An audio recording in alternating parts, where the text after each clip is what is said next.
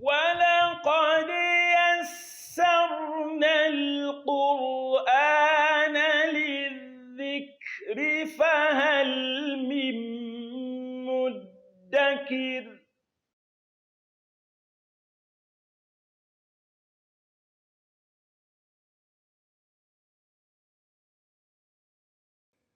Assalamu alaikum wa rahmatullahi wa barakatuhu, beloved viewers.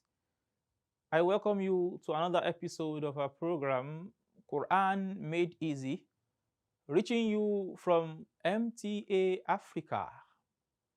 Today, we are going to be looking at the recitation of Sūra Al Fātiha, being a very important surah of the Quran, the mother of the entire Quran. When one prays, when one observes Salat, before the Salat can be complete, you have to recite Sūra Al Fātiha. And without it, there is no Salat. So we are going to be looking at the recitation of this surah.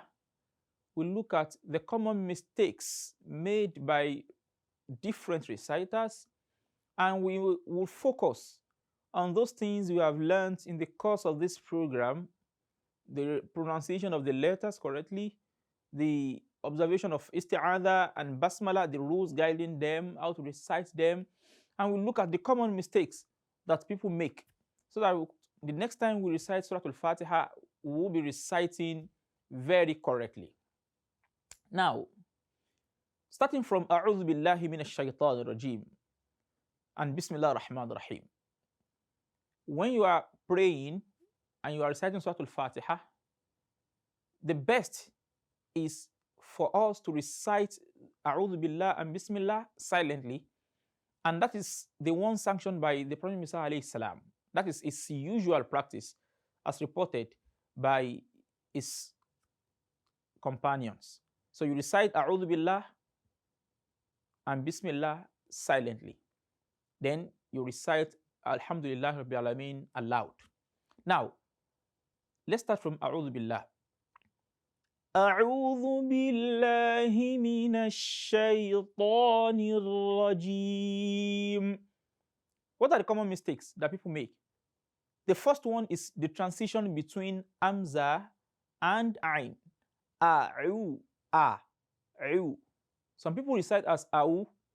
When you say A'u, that means you have Hamza and Hamza. A'u, and that is wrong.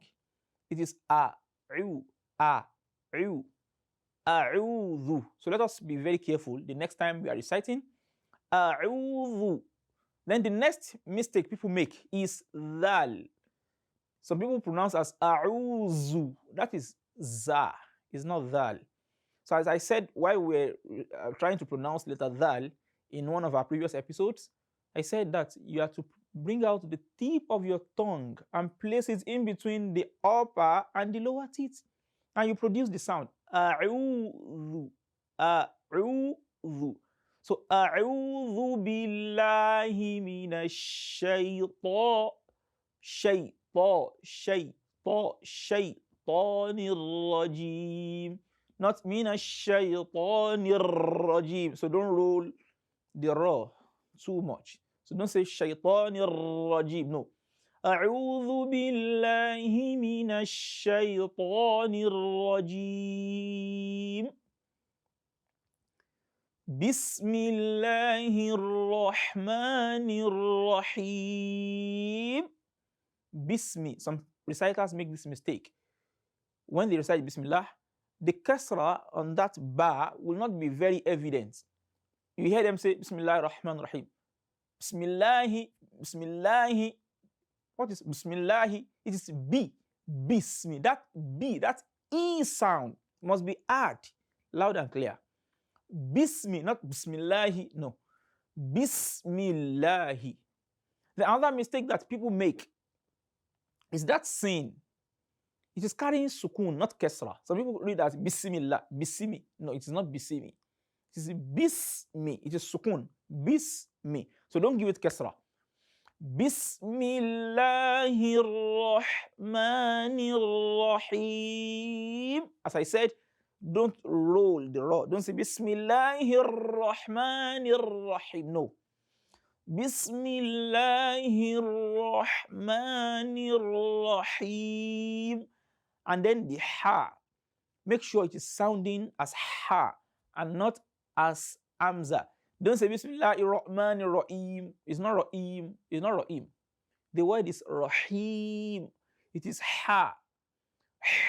Rahim. As I said, you can just place your hand in front. You feel the breeze touching your palm if you are pronouncing ha correctly. Bismillahir Rahmanir Rahim. Alhamdulillahi Rabbil Alameen. Alhamdu. Don't give kasra to that lam, it is sukun. Don't say Ali. Some people mistakenly say Ali, alhamdulillah. It is not Ali, alhamdulillah, it is alhamdu. Al-ha, al-ha. Look at the transition between a, lam, and ha.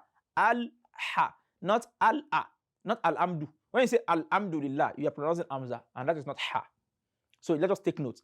Alhamdulillahi Rabbil Alameen. Another mistake that people make when they are reciting Sūra Al Fātiha is that ayn on al-alameen. They elongate it too much. You hear people recite Alhamdulillahi Rabbil Alameen. Alhamdulillahi Rabbil Alameen. It is wrong. The elongation on this ayn is called maddul asl or al-maddul tabi'i, a natural elongation. And natural elongation in Quran recitation has just two harakat. That is, you prolong for just 2 seconds. 1, 2, that's all. Alhamdulillahi Rabbil Alameen. That's all. Not Alameen. Let us take note. Then Ar-Rahmanir Rahim. But if you want to join Alhamdulillah Rabbil Alameen with the next verse, as we have mentioned in our previous episode, you can join between letters, but make sure that the vowel on that last letter of the preceding verse is pronounced correctly.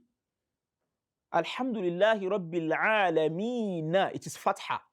So when you want to join it with Ar-Rahman, pronounce the Fatha. So it now becomes Alhamdulillahi Rabbil Alameen Ar-Rah. Not Alhamdulillahi Rabbil Alameen Ar-Rahman. No. So once you pronounce that Fatha on the noon, then you go straight to the Ra of Ar-Rahman. Why? Because the alif and lam that precedes Ra in the word Ar-Rahman, they are ordinarily silent letters. The only thing that can make us pronounce them is if we are starting our recitation on them. That is, if we have taken a pause on Alhamdulillahi Rabbil Alameen, you now want to start again. You want to continue your recitation. As a rule, you start your recitation on a vowel and you stop on a sukun. That is the general rule. So if you want to recite Ar-Rahman Ar-Rahim now, and I said that the alif is ordinarily silent, we call it Hamzatul Wasl. It is a silent letter ordinarily, just playing the role of joining a word with another. That's the role. It has no other role. It is silent by nature. Then the lam is also silent by nature. So what do? We have to improvise. So you have to give it an imaginary fatha. That's why we say Ar-Rahman Ar-Rahim there. But since we are not starting a recitation on it, if you want to join it with the previous verse, and the previous verse ends with nun carrying fatha, so we don't need to give it that imaginary fatha again. So you just join it directly with the next letter that is carrying a vowel, which is the Ra. So the Ra is the next letter there, carrying a vowel, which is fatha. So you just say Alhamdulillahi Rabbil Alameen Ar-Rahmanir Rahim. So that is the recitation. Then Ar-Rahmanir Rahim.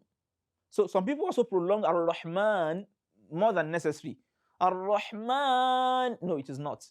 It is just 2, as I said, just for 2 seconds, 2 haraka. Ar-Rahman Ar-Rahim. That is all. Then Ar-Rahim and Al-Alameen. That's maddu, that is the elongation there. You have options. You can elongate it 2 times. You can also do 4. It is possible for you to do 2, and you can also do 4. In fact, you can even do 5 or 6. So it depends on the pace of your recitation. So if you are reciting in a fast manner, you may just do 2. Alhamdulillahi Rabbil Alameen. That is 2. You can recite as Alhamdulillahi Rabbil Alameen. That is 4. Then you can do 6. Alhamdulillahi Rabbil Alameen. So it depends on the pace of your recitation. So anyone you choose to do is correct. But as for that Maddul Asli that I said, the natural Maddu, as we have it in Al-Alamin, the word A, you cannot prolong it more than twice.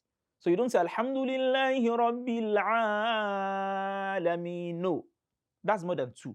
So it is just 2. But as for the other one, why do we allow this to be prolonged more than twice, and this one is not allowed to be prolonged more than twice? The one of Al-Alameen, for instance, ordinarily it is a natural Maddu. But since we are trying to give that noun an imaginary sukun, because we want to take a pause on it, we are allowed to add to the number of elongation we are going to do there. So if we are not stopping, if we are not taking a pause on the noun, then we will not be allowed to elongate it more than twice. So it will take the rule of Madul Asli generally. But because we are trying to stop on it, so we are given the permission to elongate it more than 2. So you can now do 4, you can now do 6, depending on the pace of your recitation, as I've said. So you can say Alhamdulillahi Rabbil Alameen.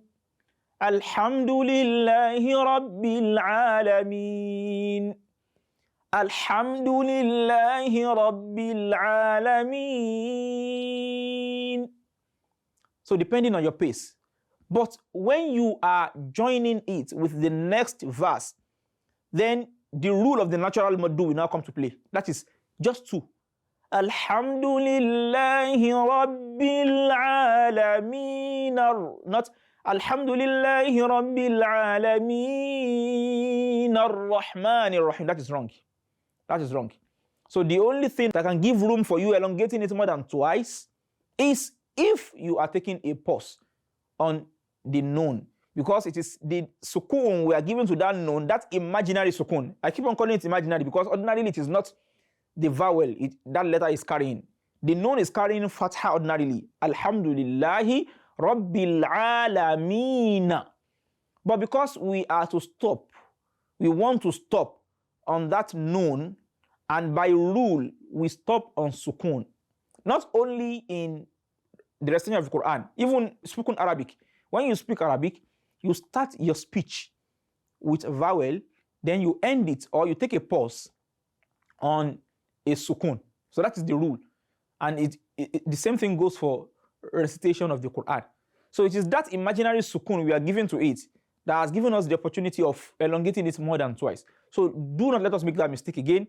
Don't give too much maddu, and don't give less of what is required.